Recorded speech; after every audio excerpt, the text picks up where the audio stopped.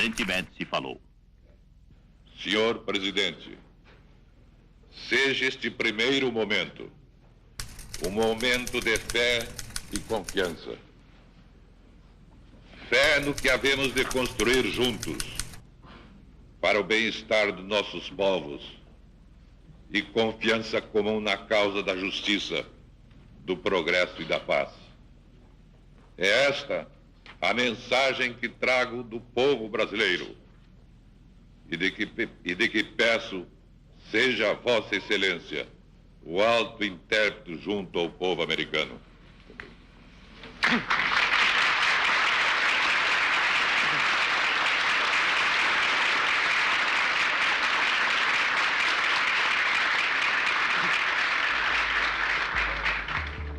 Paz, progresso e o bem-estar dos nossos povos. Pela lente da Agência Nacional, os lares brasileiros tomavam conhecimento do encontro entre o presidente Médici e Richard Nixon. Corria o ano de 1971.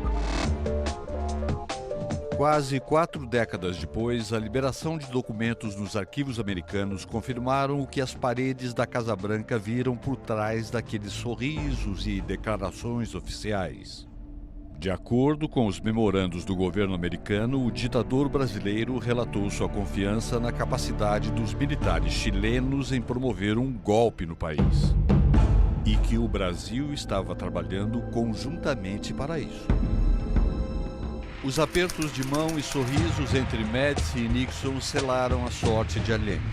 Bom, a ditadura brasileira foi parte do movimento que os Estados Unidos pressionou para derrubar o governo de Salvador Allende, o governo socialista eleito democraticamente. Nessa época, o governo brasileiro, com o Nixon na Casa Branca, fizeram uma sorte de coordenação para ajudar o golpe. De fato, os documentos que agora se conhecem revelam claramente uma coordenação entre a ditadura brasileira na época e a Casa Branca sob o presidente Nixon. Infelizmente, o embaixador do Brasil no Chile foi parte do complô, foi parte da conspiração. De fato, os militares que estavam planejando o golpe reuniam-se na embaixada do Brasil em Santiago. O embaixador Câmara Canto, nessa época, era um cara de ultradireita e que não representava, digamos, o que é o Brasil, representava uma parte daquela ditadura, e ele participou de uma maneira tão ativa que no dia do golpe ele foi o primeiro embaixador em chegar no momento em que a junta militar se constituiu na escola militar em Santiago.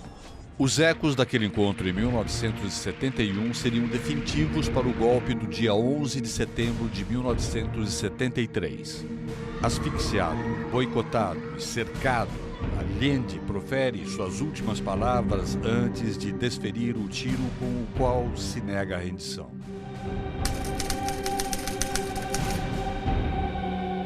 La última oportunidad en que me pueda dirigir a ustedes.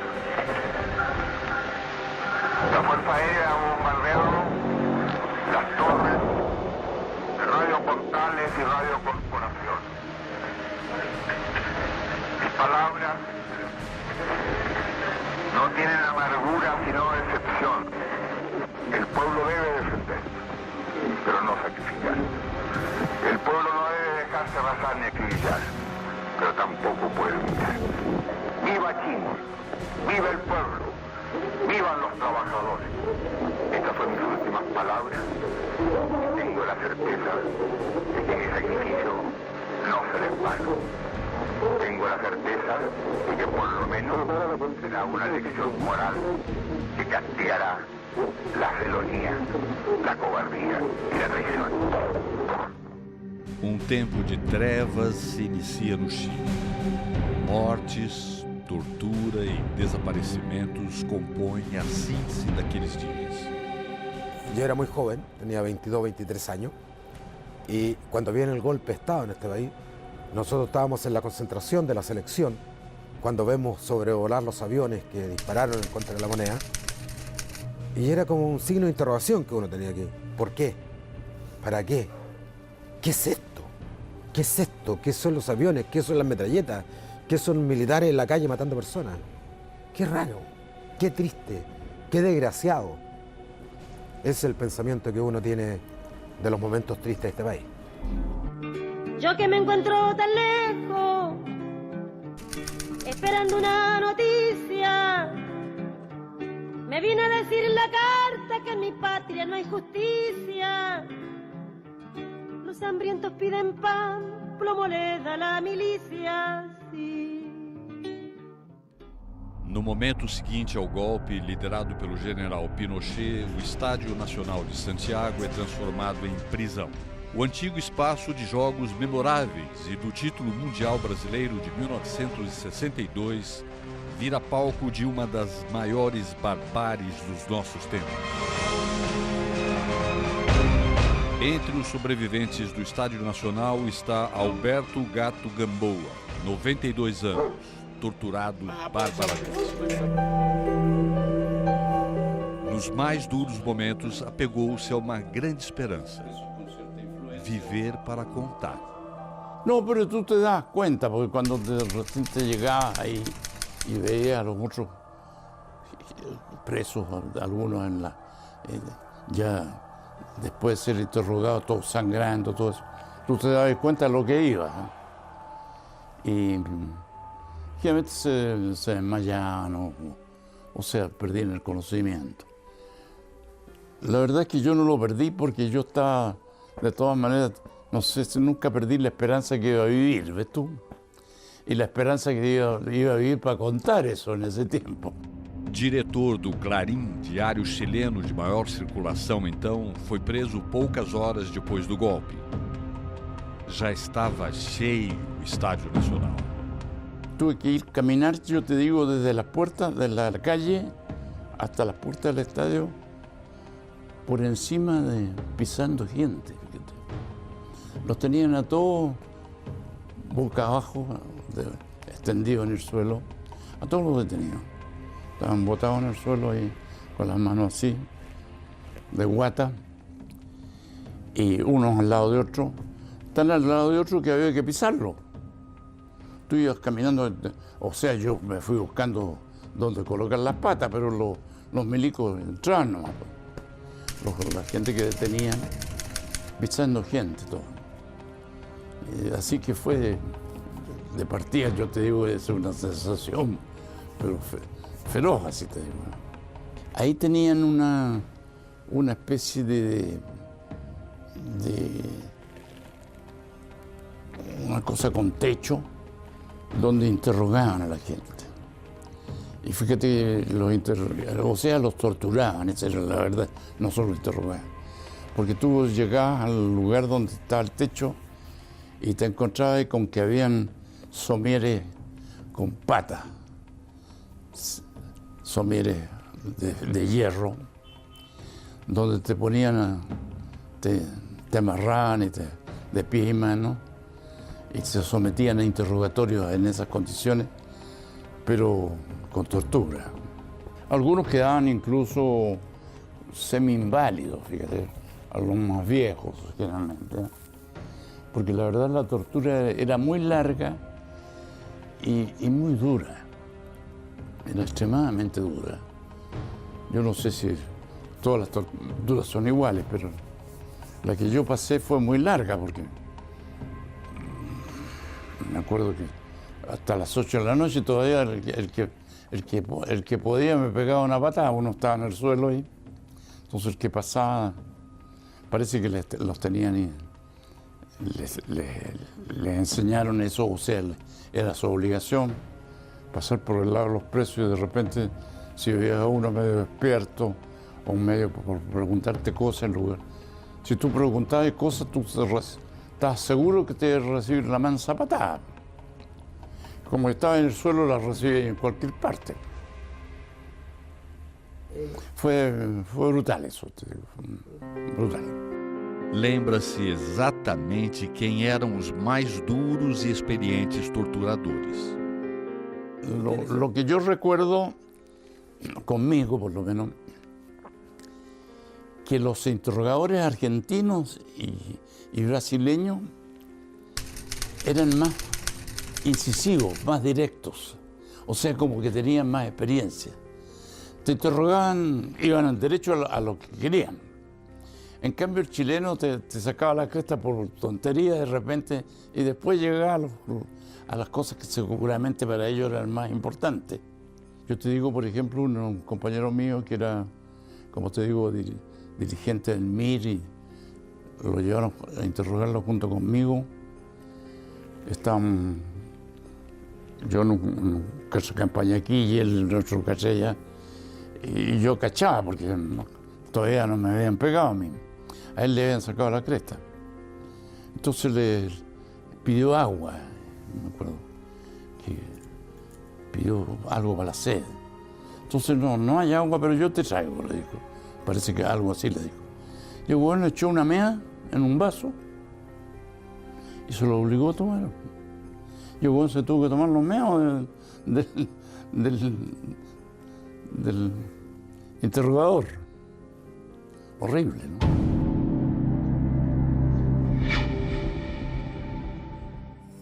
Retornar ao estádio passou a ser algo duro demais para todos que viveram aqueles dias. Yo fui a ver unos partidos de fútbol después, pero yo creo que pasaron un par de años. No fui más al estadio.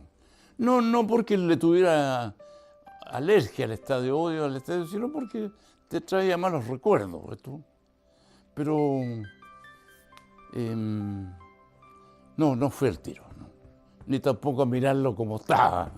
Esse campo de concentração, que foi o Estádio Nacional, virou uma ferida na nossa alma, particularmente os amantes do futebol, do esporte. E aí eles mataram muita gente, torturaram muita gente, e aí uma presença brasileira, infelizmente. Eu nunca voltei ao Estádio Nacional, ainda que eu sou um grande amante do futebol e ia ao estádio regularmente. Durante 17 anos nunca voltei ao Estádio Nacional porque minha imagem do estádio tinha mudado. Era uma cárcere, era um campo de prisão, um campo de concentração. E até o ano 90, quando finalmente recuperamos a democracia e houve um ato muito bonito de limpeza espiritual do campo, do estádio, aí eu voltei. Algumas dessas memórias ficaram a ferro e fogo na alma do velho combatente. El viejo padre mío iba todos los días, mientras yo estuve preso en el estadio, todos los días iba a la puerta del estadio, como muchos, yo te digo, habían cola. No los dejaban entrar, pero les informaban de ahí, parece que tenían unos gallos que les contaban algunos cuentos de lo que hacíamos nosotros adentro. Y mi viejo estuvo yendo todos los días. Yo creo que en el estadio estuve como cerca de 3 meses. Los 3 meses el viejo, invierno y verano, con frío, calor, ahí. Increíble. Y había ido todos los días, fíjate. Mientras supo que yo estaba preso ahí, iba todos los días. Y con la esperanza de, como él, un montón de más viejos, más papás, con la esperanza de que los iban a dejar entrar siquiera a mirarnos. Y no los dejaron nunca. Tengo como unos 6 amigos de esa época que estuvimos presos, que todavía están vivos también igual que yo. Y nos vemos de vez en cuando. Ahora yo soy un poco más, no te digo más frío, sino que me manejo, me domino más.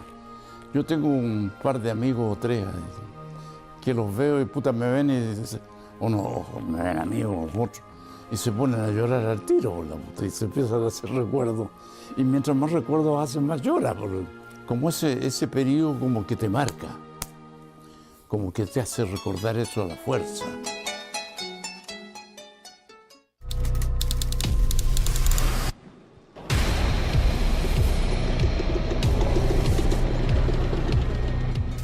O símbolo maior do futebol chileno, transformado em palco de genocídio, não foi a única relação entre a ditadura de Pinochet e o futebol naqueles anos.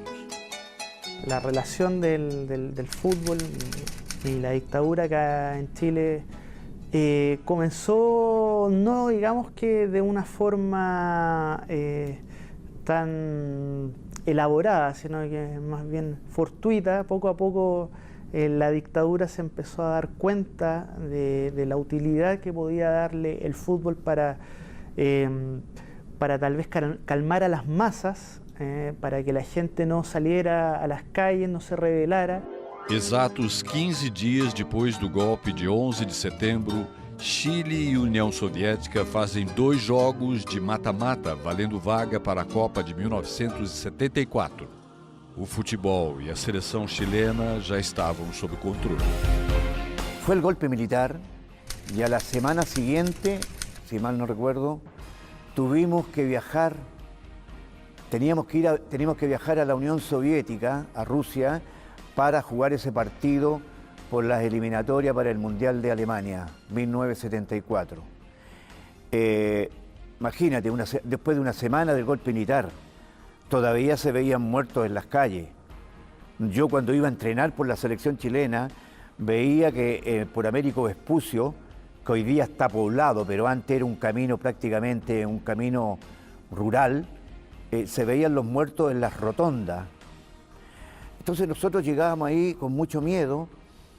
Después llegaba un compañero y nos decía, yo para venir acá tuve que tomar el auto, pero venirme más tarde porque el toque de queda no me permitía salir.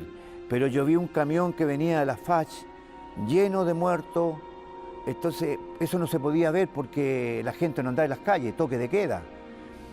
Bueno, con ese temor nosotros entrenamos, tuvimos que viajar a la Unión Soviética y tuvimos que tomar el avión en un aeropuerto chico que existe, que ahora ya no existe, Cerrillos, no el aeropuerto Pudahuel, y tomar el avión ahí.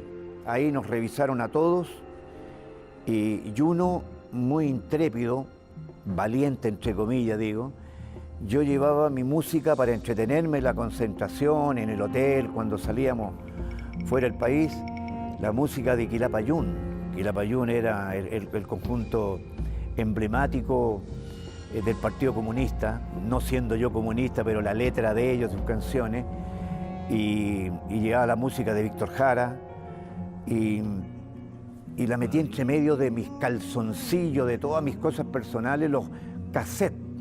No habían DVD en aquella época, cassette, no habían CD, y con mucho temor nos revisaron. Canto que ha sido valiente, siempre será canción nueva, siempre será canción nueva.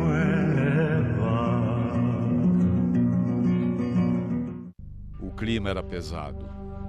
E como em todos os países integrantes da Operação Condor, o esporte mais popular era vigiado e as seleções nacionais infiltradas de gente do sistema repressivo. No Chile, o assunto era conhecido pelos jogadores. Fue infiltrado en la delegación para que pudiera ver qué es lo que hacíamos, sobre todo estos 2 futbolistas que eran reconocidamente de izquierda. Bueno, llegó el día del partido y todos los chilenos que quisieron ir al partido, bueno, no los dejaron llevar los lienzos de reprobación frente a la dictadura militar y empatamos 0-0 en un gran partido. En un gran partido digo porque jugamos muy a la defensiva. Creo que ese fue un partido heroico porque lo jugamos con todo este ambiente que yo te he contado. Un ambiente que no sabíamos qué pasaba. Y un ambiente de mucho temor porque no sabíamos qué pasaba con nuestras familias que quedaban en Chile. Y esto no lo estoy dramatizando porque era la verdad. A los que no tenían nada que temer fueron felices. Pero los que sí teníamos mucho que temer, íbamos inquietos. Y jugamos con esa inquietud. Bueno, jugamos el partido, regresamos a Chile. Acá nos recibieron prácticamente como, poco menos como héroes. Aí está a propaganda del sistema político.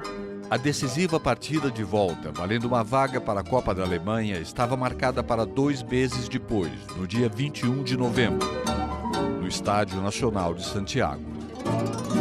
A União Soviética se recusa a jogar. Hay unos presos políticos ahí adentro y ellos alegaban que no Estadio Nacional y que no venían para acá. Sem adversário, Chile entra em campo para o que Eduardo Galeano definiu como o jogo mais patético da história do futebol. La FIFA dice que el partido se tiene que jugar en el Estadio Nacional y en ese momento el Estadio Nacional era centro de tortura, de fusilamientos, desapariciones. Lo dice la historia, hay mucha literatura sobre eso. Chile no sé cómo arregla con el gobierno que el Estadio Nacional tiene que estar dispuesto para ese partido. Se maquilló el Estadio Nacional, se maquilló, se sacaron muchos prisioneros, dicen la historia por ahí que todavía quedaban muchos prisioneros dentro cuando nosotros jugamos ese partido, que lo voy a describir como un partido propio de un partido kafkiano, porque la FIFA decía que no bastaba con que la Unión Soviética no se presentara, sino que tenían que salir los 11 jugadores chilenos con el árbitro dispuesto para el partido, pitar, y los jugadores llevar la pelota frente a un equipo fantasma y hacer el gol. Y allí recién se daba por ganador a Chile y clasificado para el Mundial. Ese fue el partido más ridículo de mi historia. El partido más ridículo, más tonto, ponle el adjetivo que quieras. Pero haber jugado 11 contra nadie, con el Estadio Nacional que había no más de 15.000 personas, fue una cuestión absurda. Fue un show. Por eso era una cosa muy loca. Muy loca.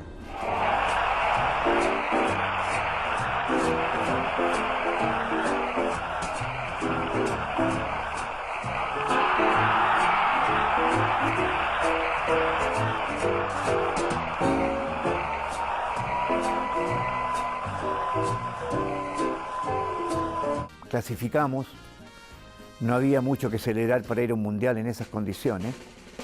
Para diminuir o patético e desviar a atenção, a ditadura chilena convida o Santos para amistoso, realizado logo após a encenação do gol contra o nada. A gente esperaba que él viniese y ganara en campo, ¿no? Solo que veio o Santos y nos fue 5. Era un show. ¿Cómo será que después jugó Santos contra nosotros? 5-0 nos hicieron. 5-0. A rapidez na confirmação do Santos como adversário para amenizar o ridículo tem uma óbvia razão. Mais uma colaboração entre as ditaduras do continente. Como garante quem estava nos bastidores daquela fita de mau gosto. Seguro, po. Si a nosotros nos informan el sábado a las 12 de la noche que no viene la Unión Soviética. Pero no pueden haber citado a Santos el día sábado a las 12 de la noche. Lo tienen que haber hecho antes. Entonces esto ya se sabía. Entonces esperaron para decir, oh, no viene Rusia, jugamos con Santos. Santos no pueden llamar a las 12 de la noche para decirle vengan a jugar con nosotros. Y los tipos vengan a jugar. Esto se sabía de antes. Creo que por ahí va el tema de esta ayuda recíproca entre estas dictaduras. Los convenios entre dictaduras de Sudamérica, que entre ellos se entrelazaban, todas estas cosas.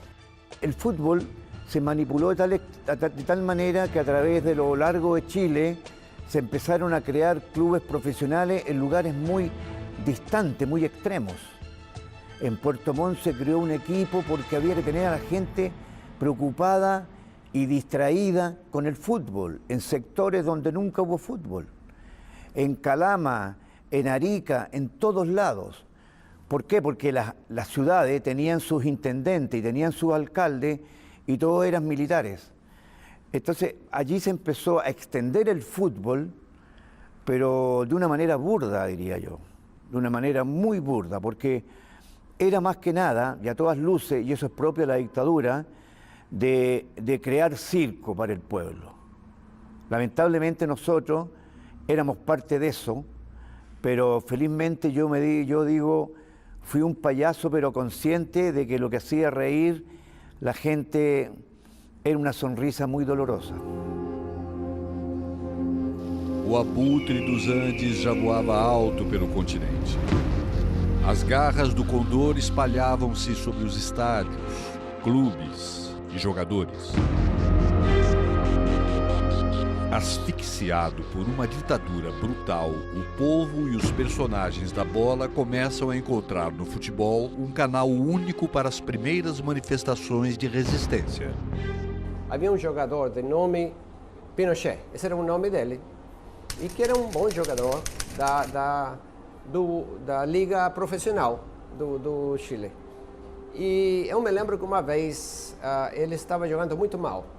E todo o estádio, 30.000 pessoas começaram a ser fora Pinochet, fora Pinochet. Como nessa época a junta eram 4, representando o exército, que era o Pinochet, a Marinha, a Força Aérea, a Polícia Nacional, o coro do estádio, 30.000 pessoas começaram a gritar fora Pinochet e os outros 3 também, os outros 3 da junta. Foi uma coisa incrível, foi um ato de resistência num estádio, num momento, digamos, em que a fúria da resistência das pessoas saiu para fora. Hice a un Víctor Jara, hice a muchos cantantes, a muchos actores del mundo de las artes, de la música. Los tomaron prisioneros, algunos desaparecieron, a otros los torturaron, a otros los mataron. Yo decía, a mí no me pueden hacer nada porque si me hacen algo, el domingo Colo-Colo juega con 10 jugadores. Por lo tanto, tenían mucho cuidado en poder tocarnos. Cuando uno caminaba por las calles del país, tanto por el norte, por el sur, cuando compartía con los mineros desde el cobre, cuando los mineros del carbón, cuando ellos estaban presionados, cuando ellos estaban atosigados, uno trataba de ser la voz de los sin voz. Uno era como el representante de ese pueblo abatido, de ese pueblo triste que tenía detrás, y decir, Carlitos, tú puedes hablar, tú habla por nosotros. Y yo creo que hubo un momento en que uno hablaba por esa gente. Saliendo por el Estadio Nacional, por el túnel, a la cancha a jugar no sé con quién, el carabinero, el teniente de carabinero que me había echado a perder la fiesta, lo veo ahí delante mío, en la salida del túnel, y lo reconozco, porque nunca se me olvidó la cara de él, y le dije lo que tenía que decirle. Le saqué la madre, filo da puta. No me podía tomar preso porque si yo iba entrando a la cancha.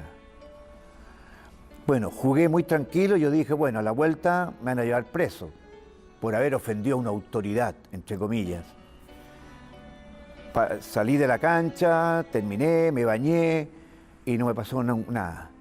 Pero me di el gusto de decirle a ese policía. Hubo jogadores, grandes jogadores de futebol, que por causa da atitude ética que eles tiveram, de rejeitar a ditadura, eles sofreram muito. Uma dessas ações da ditadura para usar o futebol acabaria custando caro para Caselli.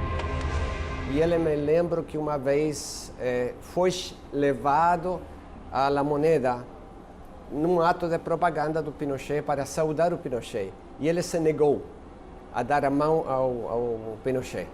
E bom, ele sofreu, porque a mãe dela foi torturada, o Pollo Vélez, que é outro grande jogador, também sofreu, e outros que tiveram um ato, digamos, de dignidade, de rejeitar a pressão da ditadura, sofreram muito. Para mí es muy complicado hasta el día de hoy poder hablar de ese problema que tuvo mi madre. Mi madre fue detenida en este país, torturada.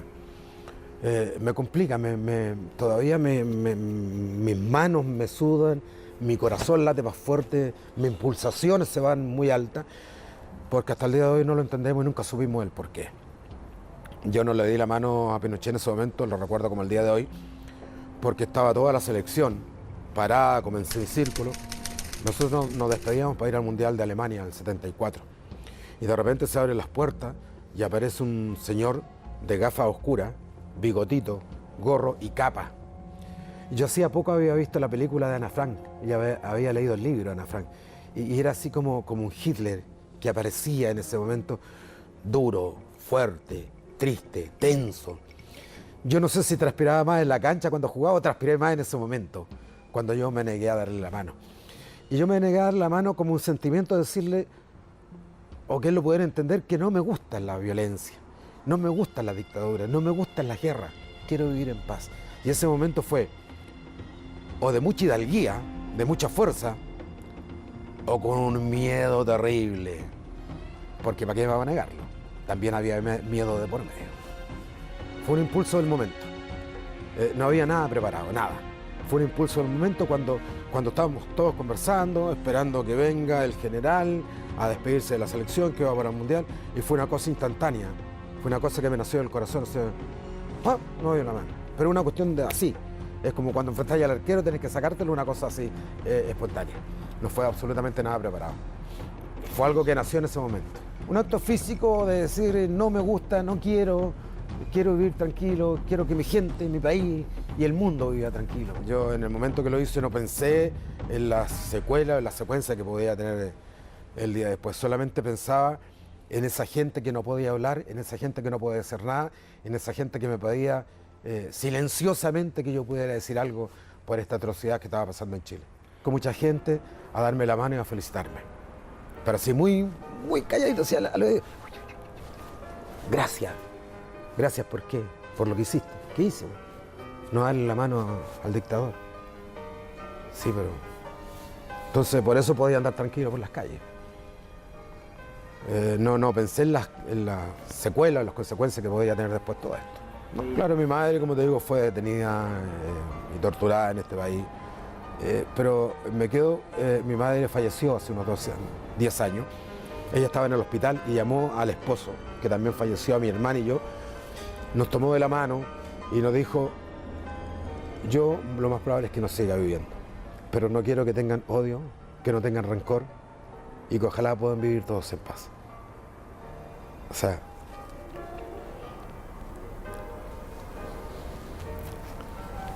¿qué quiere que diga?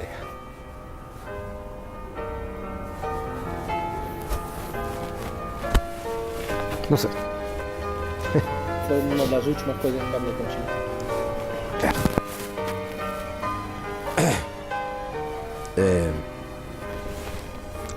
Yo diría que fue una mujer que hasta el último día quiso vivir tranquila y que sus hijos, sus nietos, sus familiares no siguieran viviendo estas consecuencias que ella había vivido. O sea, hasta el último día ella fue una mujer tan linda, tan llena de amor y no de odio, a pesar de que ella podría haber tenido odio. No lo tuvo. Entonces tú decís, hagamos el bien, tratemos de ayudar a la gente, no seamos malos.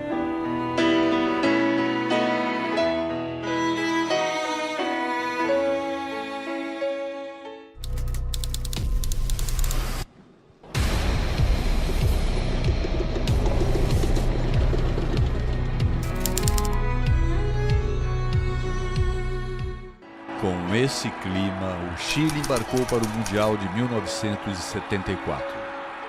Para el Mundial de 74, sin duda que seguíamos en dictadura, mucho más fuerte. Tuvimos que despedirnos de Augusto Pinochet. Tuvimos que despedirnos, sí, antes pasamos por la penitenciaría, el bus de la selección, porque quisimos despedirnos del doctor Álvaro Reyes, que era un doctor de la Unión Española y que después era de la selección, y lo tomaron preso, lo tomaron prisionero y estuvo ahí pagando con cárcel porque él fue el que sacó de la posta central, como una herida, como un enfermo, a la Payita, que decían que era la amante de Salvador Allende. Él la salvó. Dicen que la sacó, pero enyesada completamente, y pasó, y los militares no la conocieron, y ella se salvó de esa manera. Bueno, nos fuimos a despedir del doctor Álvaro Reyes. Fue una escena muy emotiva, porque estando preso, porque él pensaba diferente. Él tenía una clínica para los que pagan y una clínica también para los que no tenían para pagar. Él ayudó a todos los futbolistas, era un excelente médico. Y allí nos fuimos a despedir del doctor Álvaro Reyes. Yo lo hablo con emoción porque fue un gran amigo mío. A tal extremo, y después yo lo iba a ver y le llevaba queques, kuchen, le llevaban ropa. Y el primer día que él salió de la cárcel fue casi para un año nuevo, no me acuerdo el año, y ese primer año nuevo lo fue a pasar a mi casa con su compañera, que también estuvo presa, en otro centro de detención llamado Tres Álamos. Entonces hay mucho afecto, hay mucha emoción cuando uno habla de esta gente que mientras nosotros íbamos a una fiesta mundial en Alemania en 1974, él se quedaba entre rejas por pensar diferente. Y a él lo torturaron mucho también. Ese fue un acto de mucha valentía. Nos bajamos, sí, algunos nomás, a saludarlo, no todos los jugadores, pero ese fue una decisión del plantel de jugadores, de algunos del plantel, como para darle ánimo, que él no era terrorista, no era proselitista político, nada. Él tenía su idea y por eso no podía estar sufriendo esos dolores. Creo que fue muy traumático ese mundial. Yo me siento feliz de haber ido porque el mayor orgullo que tiene un futbolista es ir a donde están los mejores del mundo. Pero las condiciones que fuimos fueron deplorables. Psicológicamente no era lo más adecuado.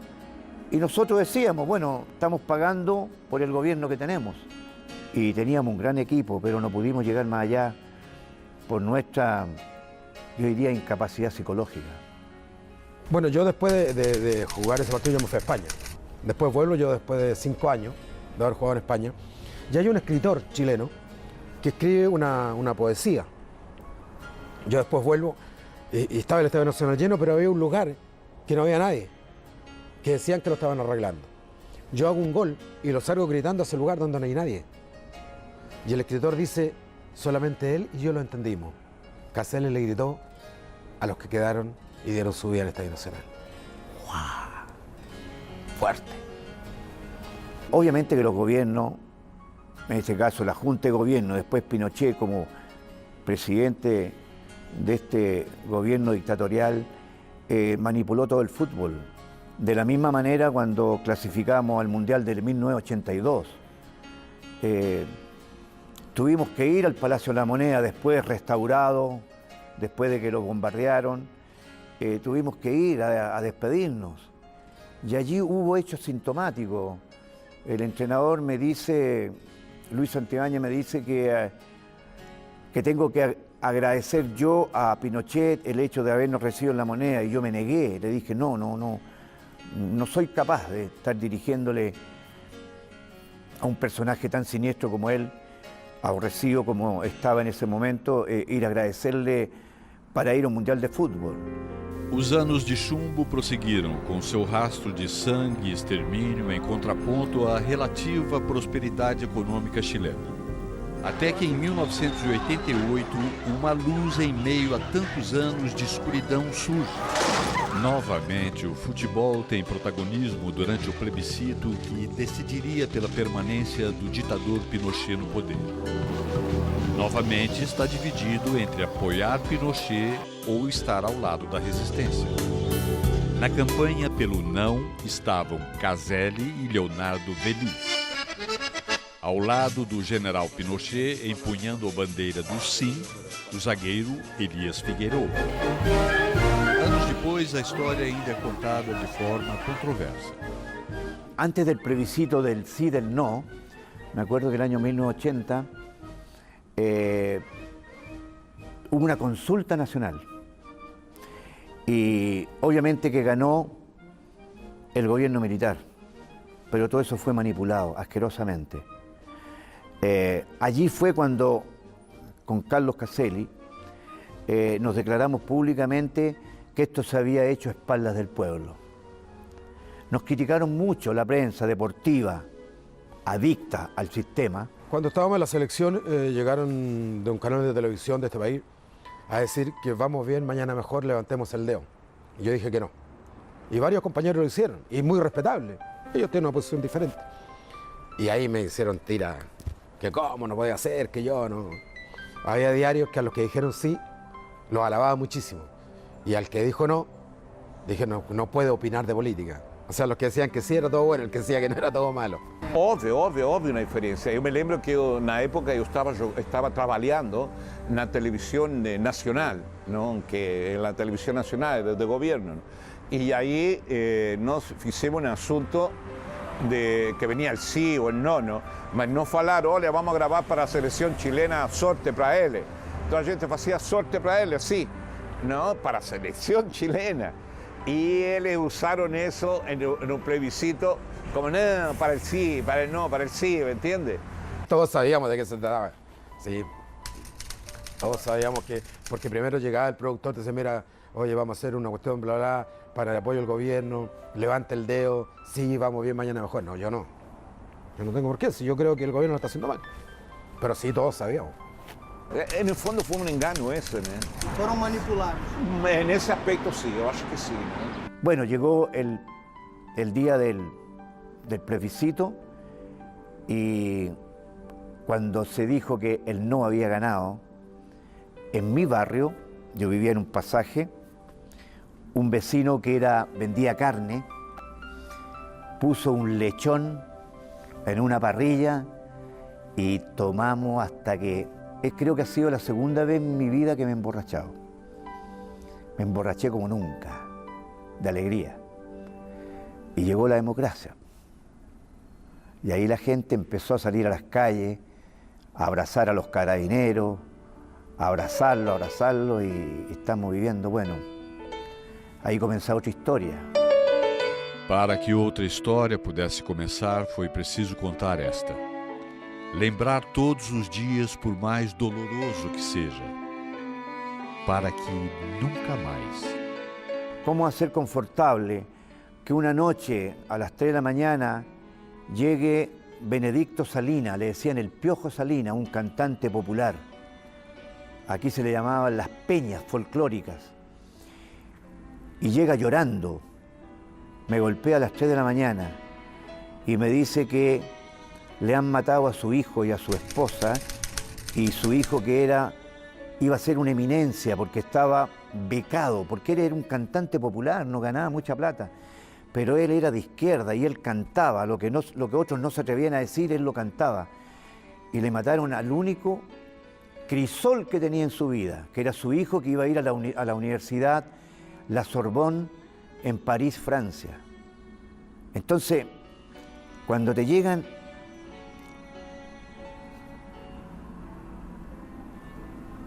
ese tipo de situaciones, es muy doloroso, es muy doloroso. Felizmente lo vi cuando lo enterraron y alcancé a llegar y creo que ahí por lo menos cumplí con él, pero fue un hombre que sufrió mucho y así muchos amigos. Disculpa que me emocione, pero son días muy tristes. Foi preciso construir a memória. ¿Cuántas vidas se perdieron? Y creo que ese es el sentimiento que tengo ahora de volver a reeditar esta historia y contársela a ustedes, que también vivieron eso, que en Uruguay con los Tupamaros también vivieron eso, para qué decir en Argentina, que también vivieron una transgresión a los derechos humanos tremendo. Y eso fue parte de una concertación militar que en la historia política de nuestro continente es una de las páginas más negras, que el día de mañana, cuando se habla de genocidio de Hitler, yo creo que de alguna manera se va a hablar también del genocidio que se cometió en el Cono Sur. Como no Estádio Nacional, onde uma parte está preservada para que ninguém tente apagar os acontecimentos daqueles dias. Conhecer e reconhecer nossos campos de concentração. Saber que nesse continente houve um genocídio em pleno século XX.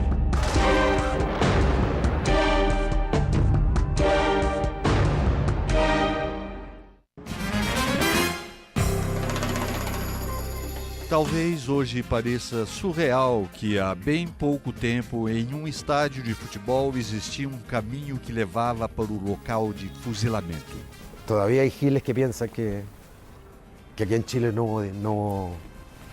hubo presos. Hoy día en Chile todavía hay imbéciles que piensan que aquí no hubo detenidos, ni desaparecidos, ni torturados. ¿Es necesario contarlo? Sí. Pero contarlo quizá en forma mucho más serena de lo que estoy haciendo ahora. He tratado de ser lo más veraz, que la memoria no me traicione, no caer en mitos ni en cuentos, porque la historia también a veces está llena de mitos y creo que esta historia hay que contarla en su verdadera dimensión. Hoy día ya estoy más tranquilo, quisiera escribir muchas cosas de lo que te estoy diciendo ahora, pero escribirla con la tranquilidad y la serenidad que te dan los años. Depois de tudo isso, poder olhar para trás, saber que travou-se o bom combate. Pero nadie me quita los días de sueño, los días de querer un mundo mejor y los días de modificar esta sociedad que sea más igualitaria. La plata llega y se va. Lo importante es ser feliz. Pues yo me acuerdo de eso y alimento esta cosa en los chicos que crean en ideales. Lo ideal, no hay ningún ideal que no se sirva si no hay pasión. Y nosotros lo vivimos. Valió la pena.